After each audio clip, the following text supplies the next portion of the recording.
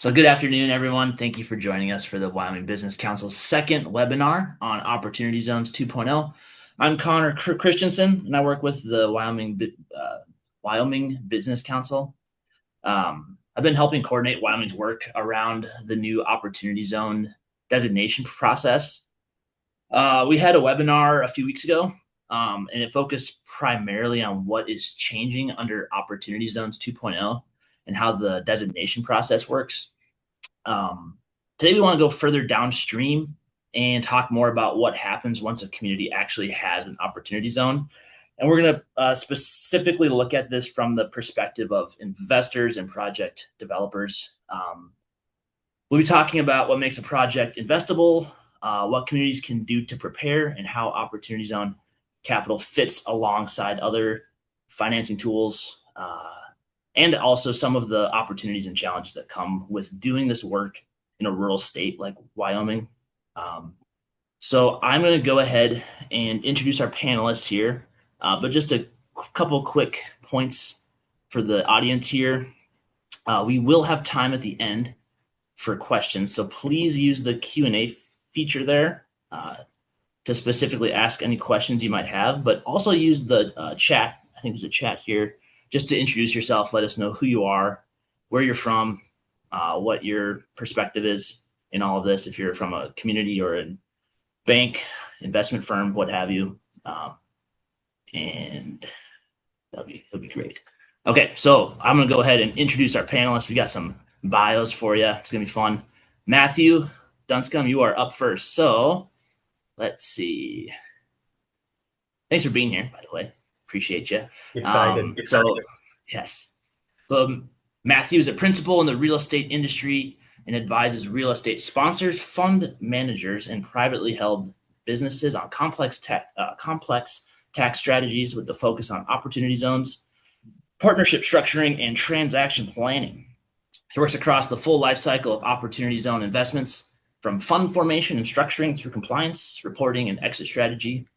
His experience includes guiding qualified opportunity funds and operating businesses through key requirements such as the 90% asset test, substantial improvement rules, and critical testing and reporting deadlines that directly affect tax benefits and investor outcomes. Matthew translates these rules into practical investment decisions. He supports fund structuring and administration, aligns investments with regulatory requirements, and integrates opportunity zone considerations with broader tax strategies, including cost segregation, credits, and overall fund design. He brings a forward-looking perspective to a market at an inflection point. Matthew is actively advising on the upcoming December 31st, 2026 deferred gain recognition event, helping clients assess tax exposure, evaluate valuation and liquidity considerations, and plan for capital events as timelines tighten. He also guides clients through evolving legislation and positions investments for the next phase of the Opportunity Zone 2.0. Matthew also advises on Section 1031 exchanges, complex partnership structures, and tax planning and compliance for privately held real estate businesses and investors, often integrating these strategies into broader acquisition, development, and disposition planning. He is an active thought leader, publishing insights on compliance, deferred gains, and how regulatory development shape real estate investment strategy. Matthew, thanks for being here. Does that sound right? Yeah, no, that was very humbling, and now I realize how much shorter I need to cut that down. It's perfect. We got a good overview of who you are. Appreciate it. All right, Mr. Rob Lang, you are up next. So Rob serves as Managing Director of Commercial Real Estate at Revitate. Robert has over 30 years of real estate experience, having led more than $25 billion of acquisitions, developments, and financings for multifamily, office, industrial, retail, resort, self-storage, and residential land developments, including sports-anchored real estate developments. In his role at Revitate and in his prior experience, Rob has been active in structuring and managing a wide range of opportunity zone investment vehicles since 2019.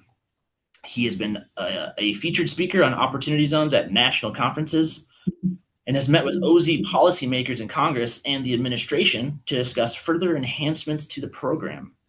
Prior to Revitate, Rob was Chief Investments Officer at Platinum Storage, where he co-founded an Opportunity Zone fund and led QOZ investment activities. His leadership roles included acquisitions, development, equity and debt financing, and asset management.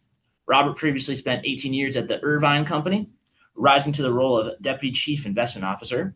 The Irvine Company is one of the largest property owners in the United States with a 129 million square foot investment portfolio that includes 65,000 apartment homes, more than 590 office buildings, 40 retail centers, and 9 hospitality properties. The company master planned and built the city of Irvine, which has a population of over 300,000 residents. Prior to joining the Irvine Company, Robert was an investment banker with JP Morgan and Bank of America. Rob earned his bachelor's degree at UC Berkeley and his master's degree at Harvard University. Rob, thank you for being here. My pleasure. Thanks, Colin. Absolutely. Last but certainly not least is Wyoming's own Brendan Ames. Brendan is a seasoned professional with a diverse background in the private and public sectors. For over a decade, he has worked closely with individuals, families, businesses, and nonprofits to help them achieve their short-term and long-term investment and development goals. Brendan has experience in investment and asset management, philanthropy, and real estate development for single-family offices. He's the former Chief Economic Development Officer for the City of Cheyenne and oversaw economic development projects and incentives across the entire state of Wyoming as the federal economic development liaison for U.S. Senator Cynthia Lummis. His unique blend of expertise has helped him support a wide range of projects across Wyoming and across the U.S. In total, Brendan has helped oversee and manage $139 billion worth of projects, with more than $1 billion of that being investments specifically in opportunity zones. He's currently at RBC Wealth Management in Cheyenne, where he advises on strategies for ultra high net worth individuals and families focused on investments, wealth preservation, succession planning, and charitable giving. He also works with business owners looking to expand finance projects or sell their businesses. Brendan was born and raised in Wyoming and is sixth generation in the state. After high school, he earned a full ride scholarship to the University of Southern California as a member of the track and field team. He subsequently earned his master's degree from Georgetown University in real estate finance and is currently attending the University of Southern California to earn his master's degree in business, taxation, and accounting. Brendan, thanks for being here. Thank you. I appreciate it. All right. Well, thank you to all of you, and thank you to everyone who decided to join today to learn from the experts we have here. Matthew, I think we're going to start with you. I want to kind of get from each of you some specific insights or experiences you have with opportunity zones. And I think Matthew might have a good overview of some of the terms we're talking about today as well. Is that right? Right. And I am sharing, I think. Can you guys see it yet? Not quite yet.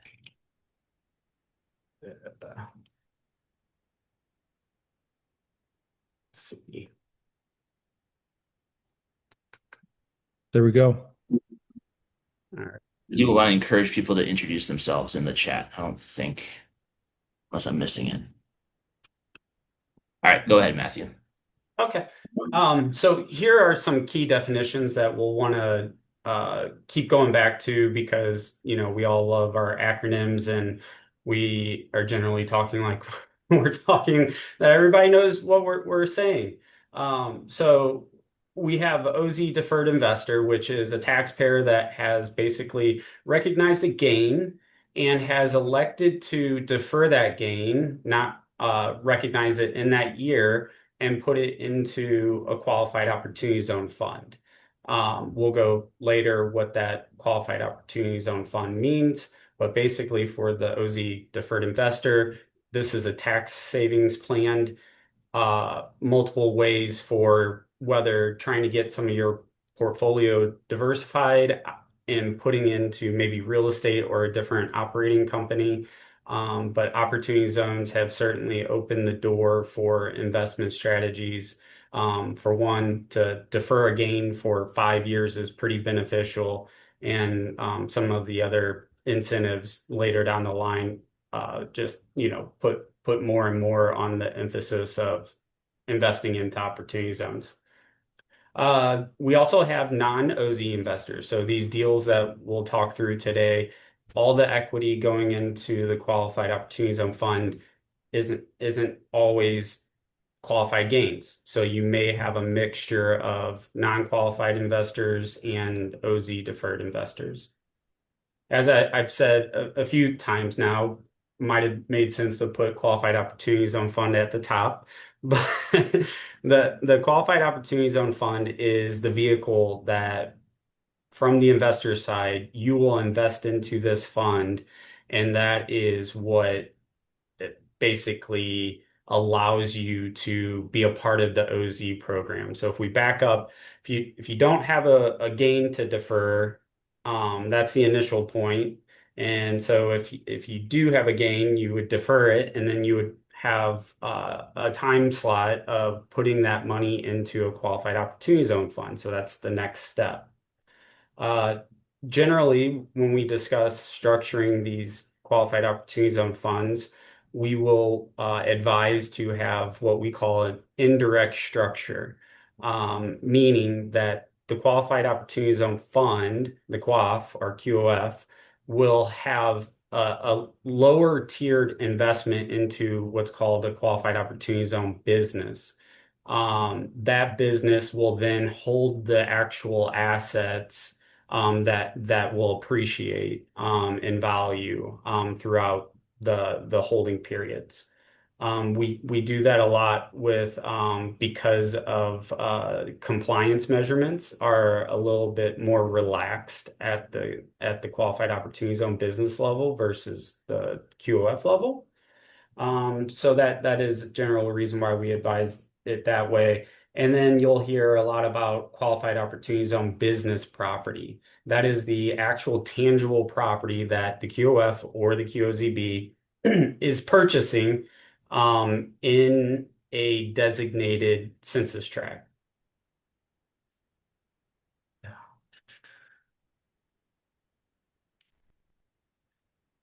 We can briefly talk about the indirect structure and the direct structure, like that I was explaining on the first slide. Is you first start, we would generally advise the indirect structure. It's the most recommended.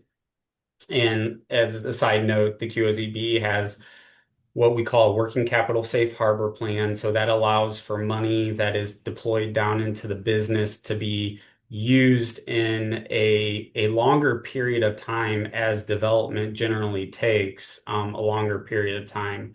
And during this process of the working capital safe harbor, it turns off some of the compliance measurements from one of the big requirements in opportunity zone legislation is that you have to have a trade or business established. And during development, you generally do not have a trade or business status developed yet. So this working capital safe harbor plan is utilized and available to turn that test off during a time period of initially 31 months.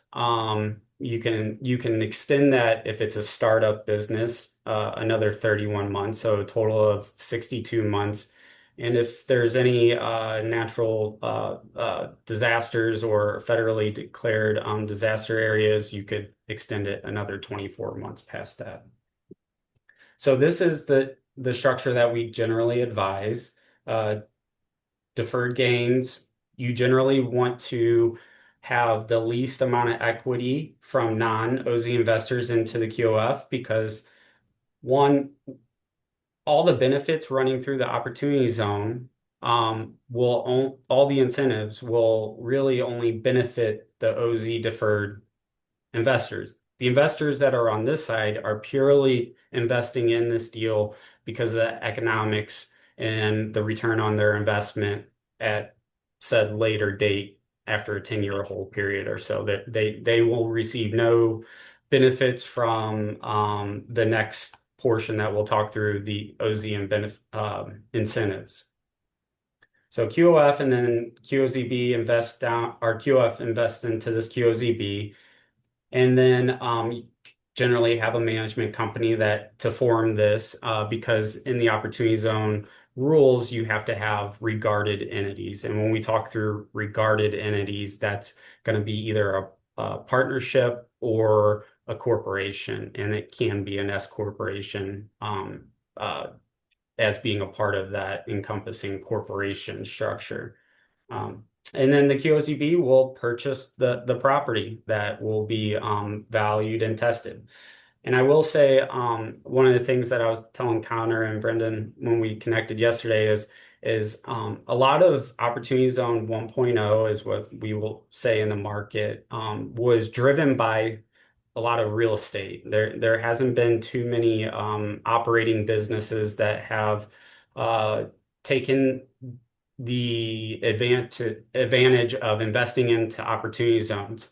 Um, we can easily say, looking back, that maybe that was a negative thing, but I also think real estate's got to be there first, right? Because to bring the businesses in, they got to have somewhere to live.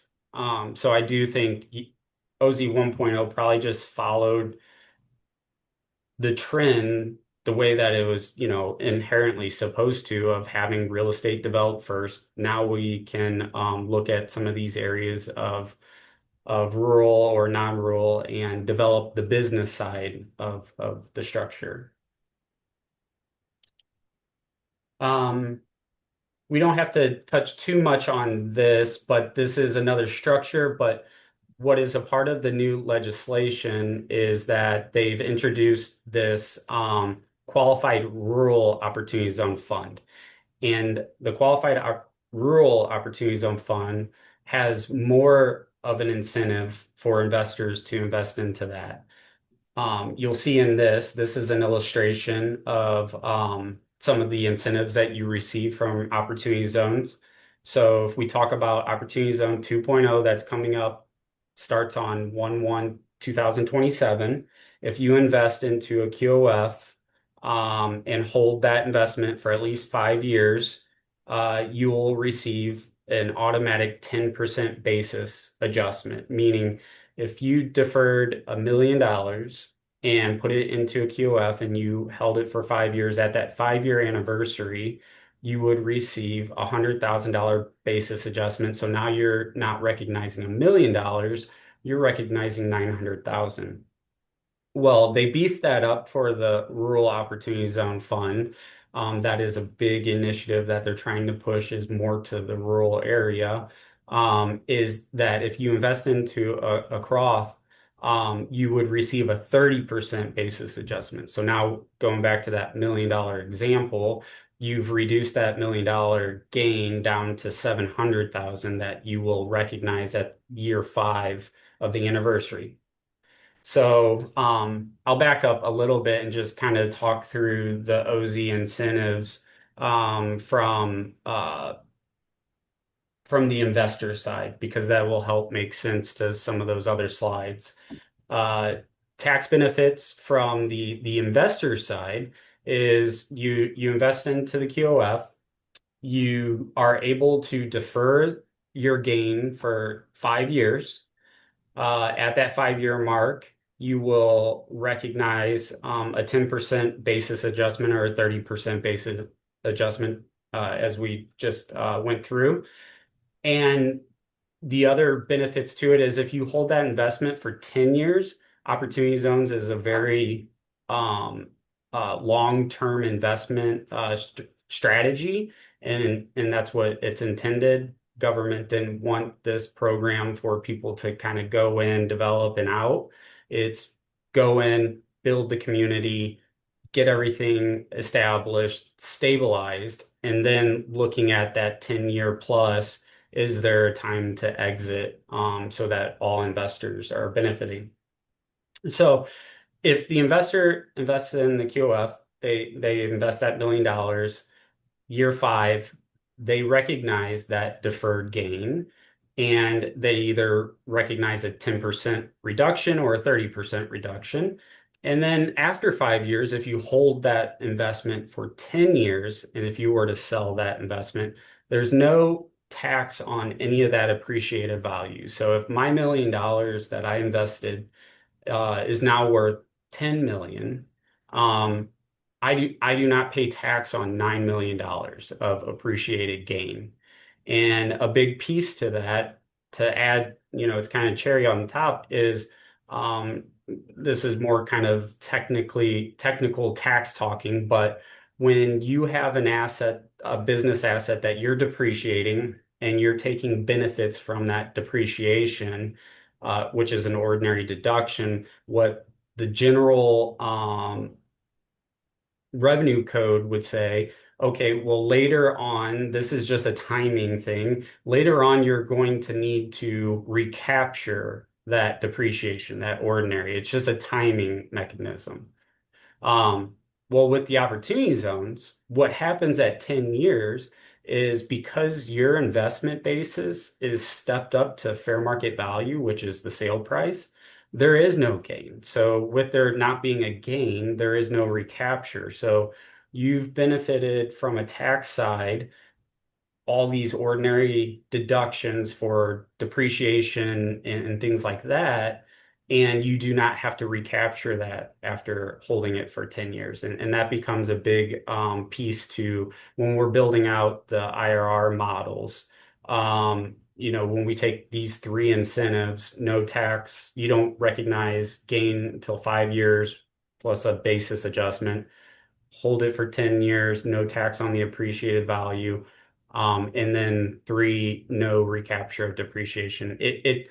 What we would say in opportunity zones is it doesn't make a bad deal good, but it makes a good deal or one that's kind of just, on the verge that much better because of these incentives that tie to the internal rate of return. I'll pause right there, Connor. Am I going through things too fast, or am I hitting on? I think it's perfect. I think it's perfect. But maybe we'll turn it over to Rob to get some of your perspectives. So just real quick, these slides will be available on our website along with the recording of this webinar. So you can come back and look at these as you'd like to. But Rob, maybe let's turn it over to you and hear more about what it actually takes to bring in money to opportunity zones. Great. Thanks, Connor, and thanks, Matt. One caveat I have to say because we're a regulated fund is that anything that I'm commenting on today is just my personal views, not necessarily that of Revitate. And anything I provide today for background information is not relating to any investment or tax advice. And anything I talk about relating to properties is not necessarily indicative of properties we've invested in into our fund. So with that, I guess what I Can I would say second that real is, quick, Rob?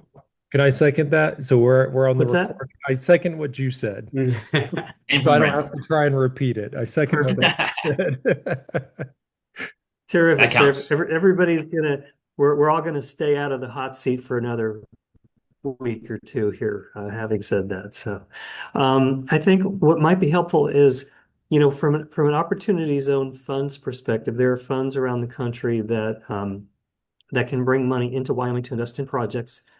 The way that most of these funds work is that the funds want to invest as a limited partner, which means that by and large, a fund will be looking for somebody who is based in Wyoming, who has extensive relationships in Wyoming, who knows the local city people who are going to be approving the entitlements for the project in the course of construction, items like the building permits and all the inspections and the final certificates of occupancy. So having really good relationships in the local communities with the city is really important.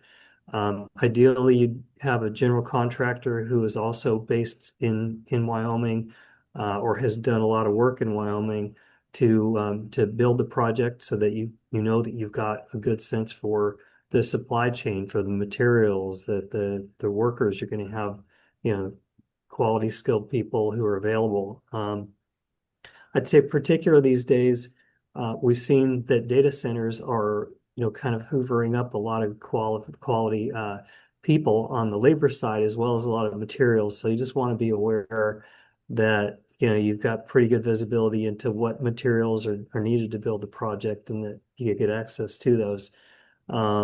Seems like every day seems to be a different announcement on tariffs and supply chain issues. So just something to keep an eye on there, I suppose. But really, I think, if you're looking at developing a project and you're serving as the general partner that would be getting the construction loan from a bank, either locally or nationally, that you're going to be, getting the fixed price construction, ideally a fixed price construction contract for as much as you can get covered for the property, and have done financial return projections over a 10-year investment period. So you're gonna have to show the construction period, the lease up, the holding period all the way through to the exit, and then some reasonable assumptions about the financings that would be in place along the way, and then what that exit looks like in terms of selling it to someone else. I think, the way I look at it is, because this is a 10-year investment, you have to create, substantial long-term value for the long run here, because in year 10, someone's going to have to buy this from us as use the general partner, for example, and us as a limited partnership investor, just by way of example. They're going to have to buy that project, and they're going to have to see that there's 10, 15, 20 years of future value from that point. So it really needs to be something that works well for the community, that has a lot of long-term demand. Examples of this could be like building a medical facility in an opportunity zone that's got a very high quality tenant taking most of the property, if not all of it. There are some restrictions in opportunity zones. You can't do a triple net lease, but you can do a double net lease. And having a really high quality healthcare partner is a good example. It could be a company that's gonna want to lease a building for a long period of time. It could be a multifamily property if it's right sized. I've seen people that build them too small, and you don't have enough economies of scale to really kind of make it pencil. Too big, and you might overwhelm demand in the area and wind up with a lot of unleased units. So it's really finding the right balance for each community. And we can do demand studies, for example, or market studies to see what is the right amount of apartments that this community can reasonably absorb in a year or two after it's constructed, to try to dial that number down to be exactly what's needed in the community, not too little and not too much. But really, it takes a lot of partnering. And so I think the advantage for really solid, great real estate projects is that there is access to bring in money from funds that raise money nationally to bring money into Wyoming to help with the development. But really, it's got to start with somebody on the ground who's got a great project, who's got a lot of relationships, who has a lot of confidence that they can both build and manage this project to create very long-term value for the community and investors. And if all those things line up, and there's a lot of projects where that does line up, but there's also a lot where it doesn't, then it can be something that's good for everyone, and can provide some jobs and some community development, which is what I think Congress had intended when they renewed this OZ 2.0 package and made it permanent. So, Brendan, you've been in Wyoming for what, 6 generations now? So Yeah, maybe that's you can correct. Yeah. help. Maybe you can jump in here.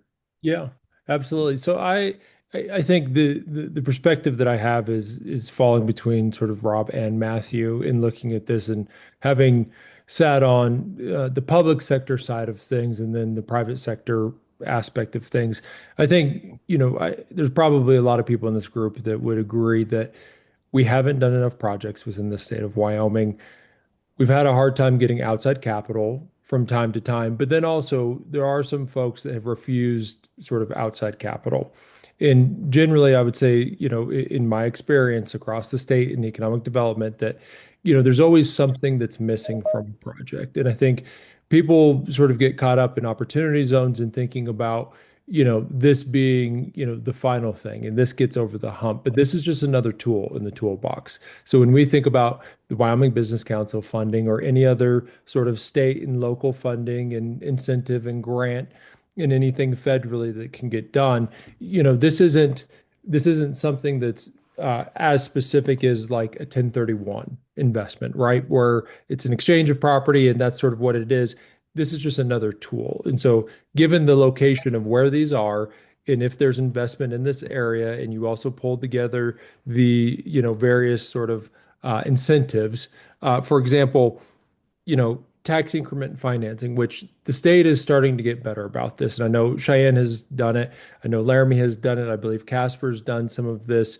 I can't remember every sort of, town and county that's started getting after the TIF funding, but these aren't mutually exclusive. These two things work together. Every opportunity zone fund that I ever have invested in has also included tax increment financing, right? And a slew of other historic tax credits and all sorts of different things that can sort of stack on top. So, Matthew, I really liked what you said is this isn't the one thing that makes a bad project good, but it is something within the entire stack that definitely helps. And I think, I don't want to preach to the choir here with, everyone who's on and listening. I'm sure you're well aware of our housing issues, the workforce that is coming into the state, the demand that is occurring. And so I think, opportunity zone funds should really be looked at from a perspective of, okay, how can we make sure that pencil or projects pencil within these areas?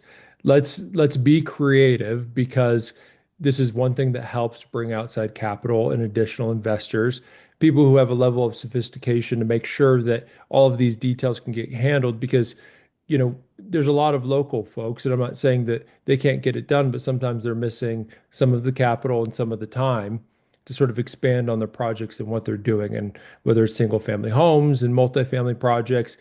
But this also includes industrial projects and other commercial projects, right? So I think, I'm just encouraging this group, and I don't know our full mix of everyone who's listening, to just be thoughtful about some of our existing business parks. And I know that there is some crossover with some of our existing business parks, and the map has to get finalized. But when you whether you're government or whether you're private, think about where there's unique opportunity because this is a unique opportunity. Opportunity zones, we don't know if they're going to last forever. We have a second go at this, but we don't know if this is going to continue into the future, right? So this is the time to, as a state, take advantage of a unique opportunity to pull together lots of different resources that we just don't really see, and we haven't seen it historically speaking.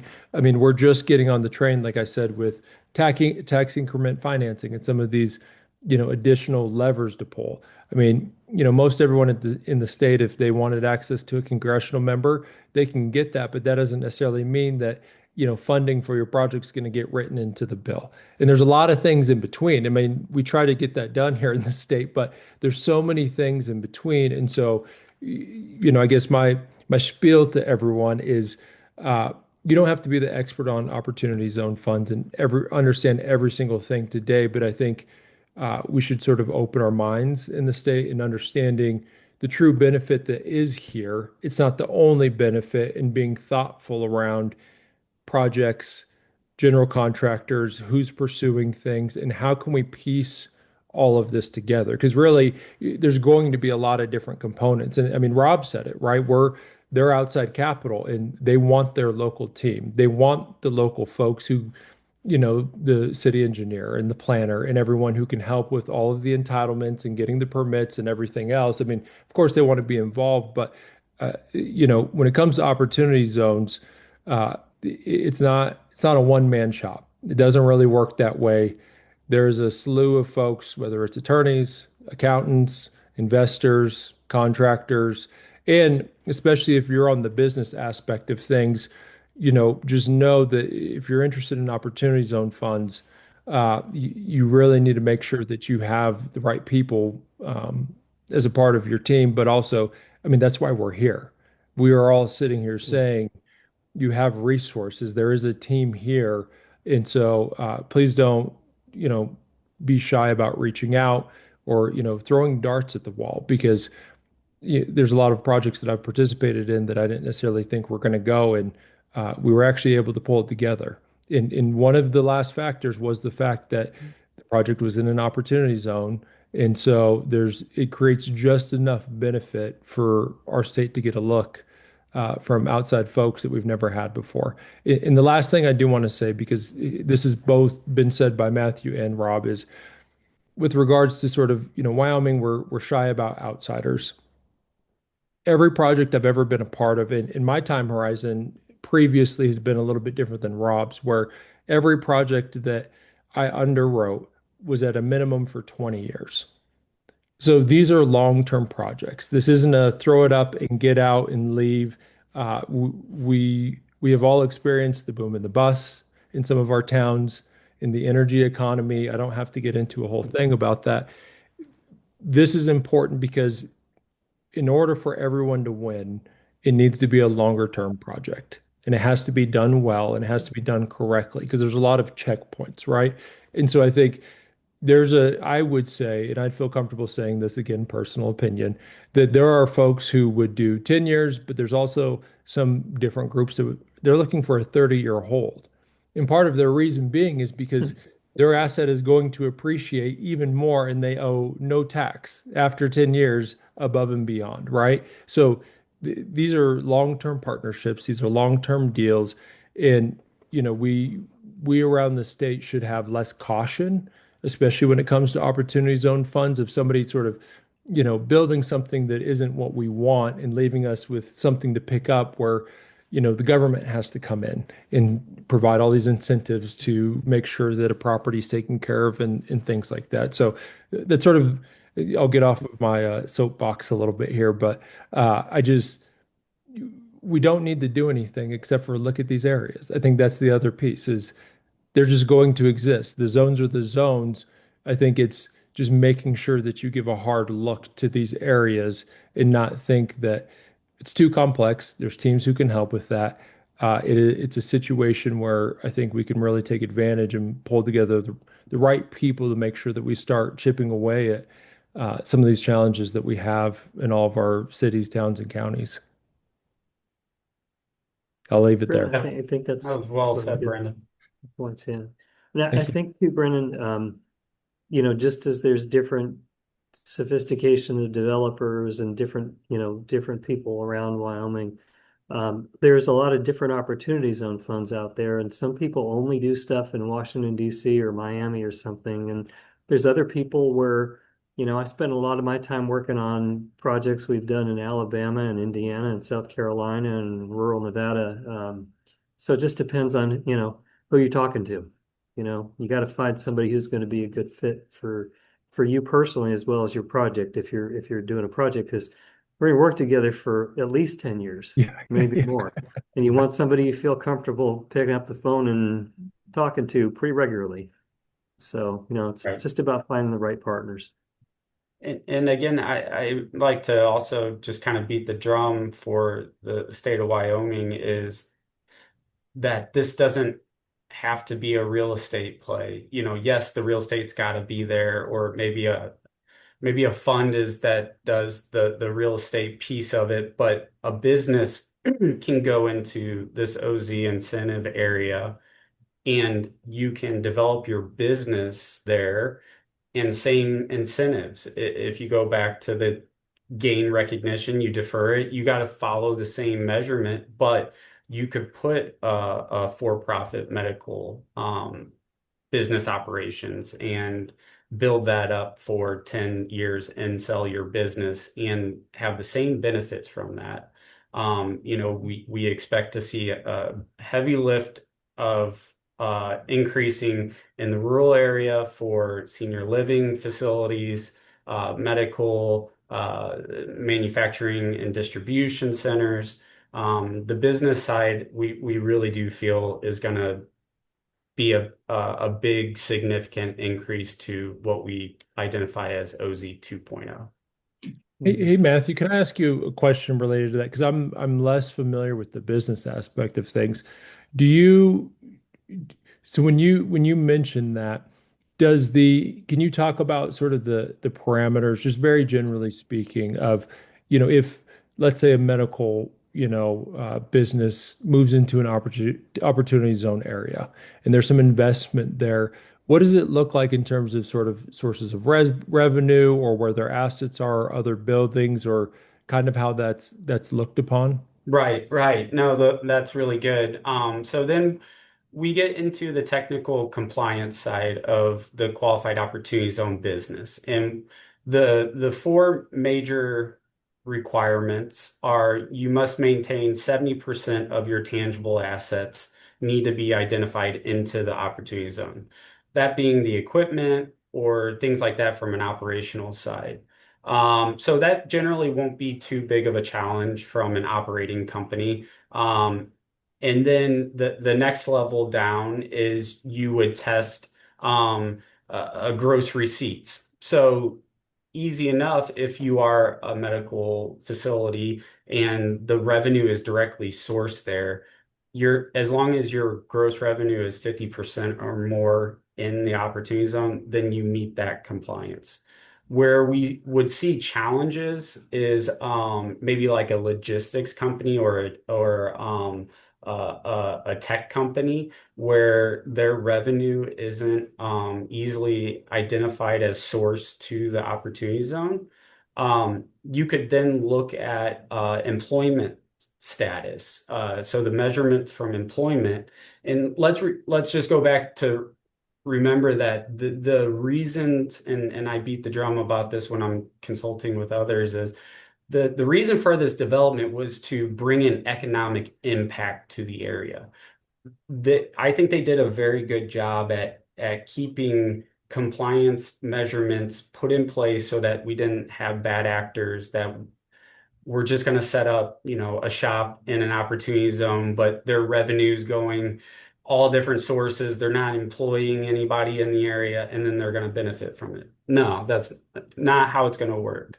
So the next step is this employment test. If you can't meet the 50% gross receipts, is you would either look at total hours of the business is spent in the opportunity zone needs to be 50% or more, or you could look at it from a total wage position. So total wages need to be equivalent as being produced into the opportunity zone. Um, there's a third tier of a safe harbor. It's kind of more of a facts and circumstances, which we don't like to get ourselves into. We generally, from the tax side, stay away from facts and circumstances as much as possible. But if you can maintain your compliance, you will receive the opportunity zone incentives. So going back to that, if I was a business owner that was looking to move my business, one, I would look at, do I want to start a new structure, have a new business so that I don't commingle and have any compliance issues with my revenue over here that's not in a designated zone. So you kind of look at the structuring from that side. But if you can make it work, then just keep it under one business. But you could put your business into that opportunity zone and build it out and benefit from the 10-year appreciated value and no recapture of depreciation. Yeah, I appreciate that, Right. Matthew, because I think we have so many small and medium-sized businesses within the state, and I think the sort of caveats, the sort of limitations are also just requirements for anything else that anyone's going to experience. If anyone goes to the Wyoming Business Council, they're going to ask about number of jobs. They're going to ask about wages and literally all of the same questions, right? So I think it's unique from that standpoint where if somebody's really looking at growing and looking for some help and looking for additional investment, it, being in the Opportunity Zone Fund is just another positive, but you're already going to check all the boxes for all of your sort of growth list items and ways that you can, raise money to expand your business anyway. So I appreciate that. I hope that that's helpful for anyone who's listening and thinking about that because, uh, you know, every every entity I've ever been involved with across the state, the first question is, are you bringing folks back home? Because we have negative net migration. And I'll proudly say I was one of those people that lived all over the country and I came back home eventually. And so we need Boomerang. more of that. And I think that that's important for people to think about from a business side aspect instead of just a pure real estate play. Thanks for that, guys.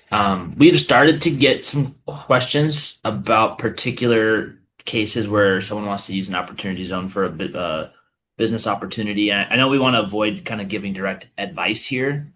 So maybe my thought is to for any of you, if maybe we could walk through a real project you've worked on from the point of a business or entity first identifying the opportunity through financing and development, and then explain where the opportunity zone incentive actually helped out, something like that.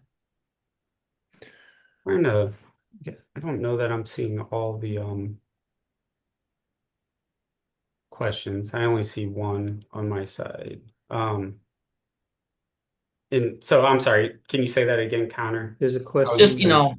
I don't know if we want to give live advice to particular companies, but maybe just give an example of something of someone you've worked with before and what that process was like for you within that example. from a business, an operating business standpoint.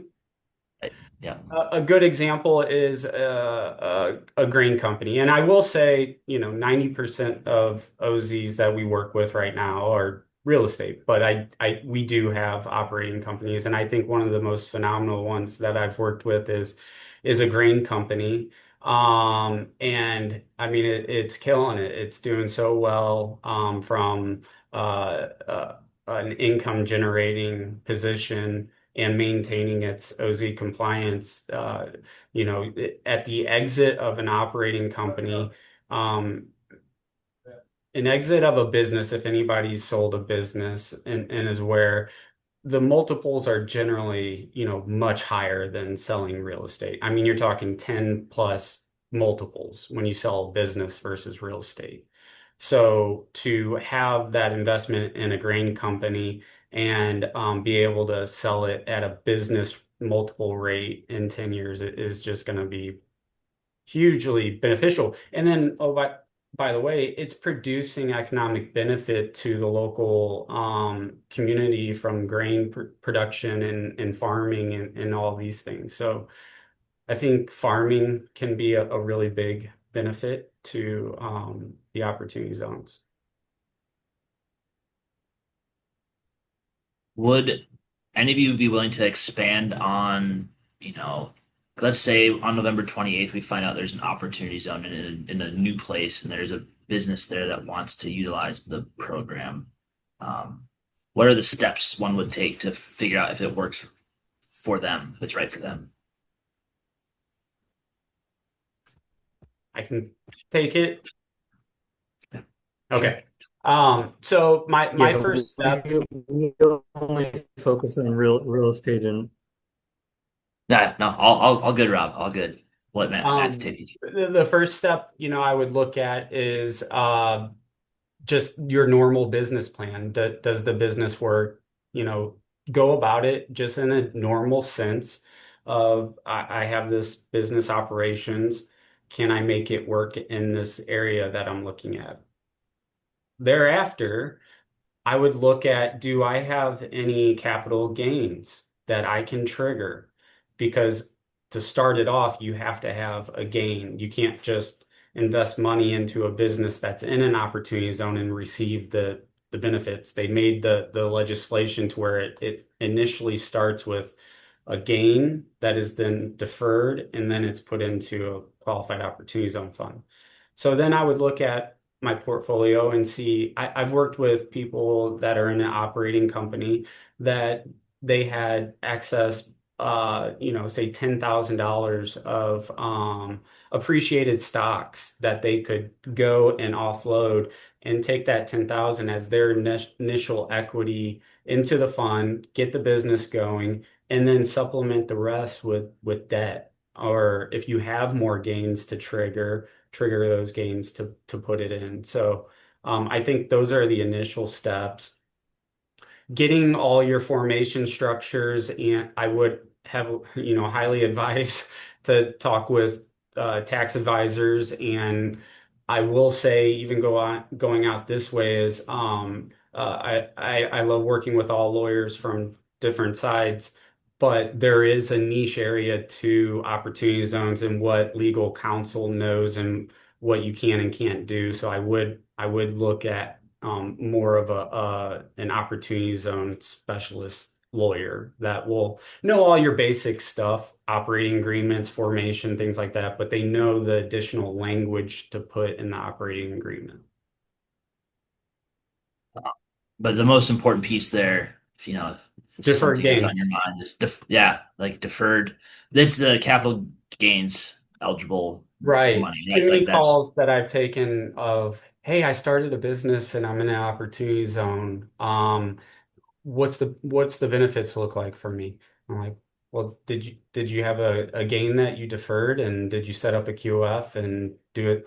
No, I just started a business and put, just normal equity in it. I'm like, oh, not that it's a dead deal right now, but that initial investment's not going to have benefits to it. Now let's back up and let's rethink, do you need additional capital into the project? Can we trigger some capital gains and start the process over of getting you at least some type of OZ benefit to your already established business? Y- Can I add something to what you said, Matthew? I'm going to take a slightly different take on this. I think we should be open in the state to maybe finding investors, even if you don't necessarily have your own capital, because maybe there's a benefit to that investor to invest in your business, but you get to expand your business. I appreciate and completely understand, the, something as small as like $10,000, right? If you have it in, some sort of portfolio, it's invested, and you have appreciated stock and take that gain, try to do everything that you can, but also I want to take this as an opportunity because it's, there's lots of angel funds, there's lots of venture capital funds, there's lots of folks who have tried to start funds around the state, and there's lots of small businesses looking for dollars. I think uh, this is, if you are in that area and you're finding that maybe you're behind the curve or didn't quite have the initial capital, find an investor who maybe can help boost your business. And I'm probably skipping over some of the technical aspects of this from a tax perspective, but correct me if I'm wrong, Matthew. But I mean, from that perspective, there could be some benefit, and maybe it's only because you get to grow your business, but there's an investor who is going to get a larger benefit. But to a certain extent, it's a win-win. Is that fair to say? That's fair. Yeah. I mean, the overall goal is to appreciate and build out the business and, raise the economics to the area. So even if you're, on your 10-year exit, you don't have any of those OZ benefits, chances are you're going to have a very good payout. And although you recognize the gain on that, it's going to be worth it in the long run. Although if they renew Opportunity Zone funds again, then at that point, right, they could roll into 3.0 if we ever get there. Um, okay, so when we're talking about attracting investment from outside, whether that's for the community or for a business in the community, which I think is a super interesting point, uh, what's your advice to the new communities that will find out that they have an opportunity zone tract at the end of November here? And what are some of those mistakes or misinterpretations you commonly see that we haven't already addressed here? That's for anyone. Rob, I think that's in your wheelhouse. I think it might be. I think I might have made that one for Rob. Yeah. So I think, we really, I would say if you look at where OZ dollars equity has been invested, well over 90% of it has been for real estate projects. And so I would say if you have a great real estate project that's in an opportunity zone, it's really worth exploring. If you have a business, it's a little bit more of a bespoke process of trying to find people who have capital gains that want to invest for 10 years in your business and then navigating all the rules. So I would just say by and large, just thinking about where the dollars are, most of it's in real estate. So that's kind of the main gating thing. And then, really making sure that if you've got a great project that finding the right people to help you vet the model and just kind of making sure, because the first thing people are going to look at is, okay, well, what are the projected returns? Does this make sense? Do the construction costs make sense? Does the lease up projection make sense? Like we talked about the number of units. So I would say really kind of just making sure that you fundamentally got a great real estate investment to start with, because OZ dollars will really be based on having that good long-term value creation.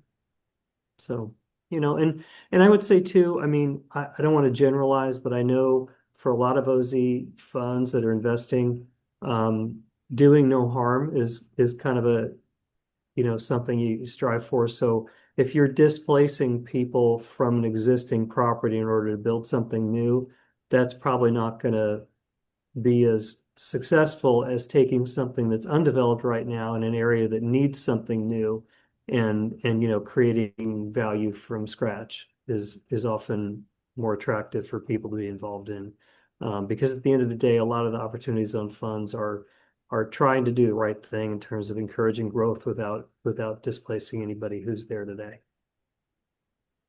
And Rob, I know you need to jump off here, so I just want to say thank you so much for being here Thank you for and having sharing me. your Appreciate it. wisdom And with all of us. Yeah, You, Rob. absolutely. thank you guys. Have Yeah. a good afternoon. Thanks, everyone. I want to All right, add one thing please. similar to that, where I think it's important to leverage resources, right? So whoever your local economic development entity is, even just your community in general. I mean, there are a lot of folks in Wyoming who have money. And I'm not just talking about billions of dollars or hundreds of millions. There are a lot of people who have money. And a lot of them are going to have some level. And so you're talking about pulling together multiple investors. So I think the conversation starts locally and figuring out, is there interest in your business plan, in your real estate project, in those things. And so from that standpoint, you start to raise money however you can. Because one thing that might be a benefit to somebody who isn't typically an investor in some of these things is that deferred gain that they're going to get, right? And then eventually not having federal tax on top of that.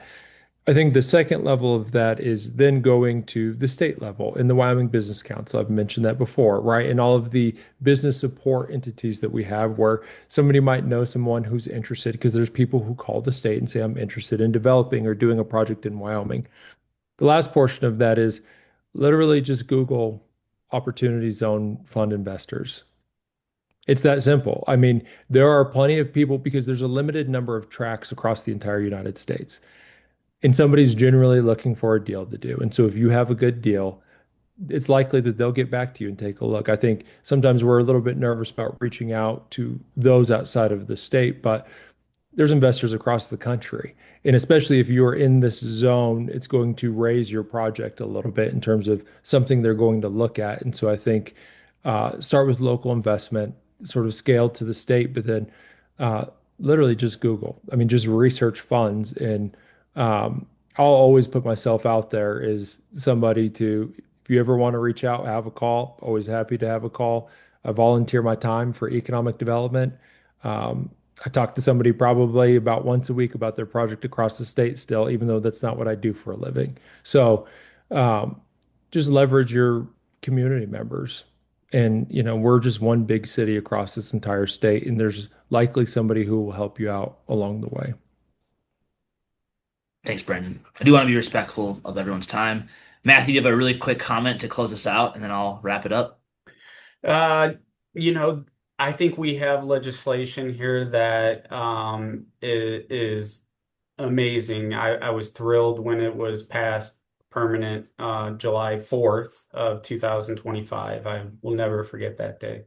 Um, Permanency is as good in tax law right now as who's in Congress, but we do have a permanent law. Let's really lean in, find out more about the program. I know this, hour long, it only touches the surface.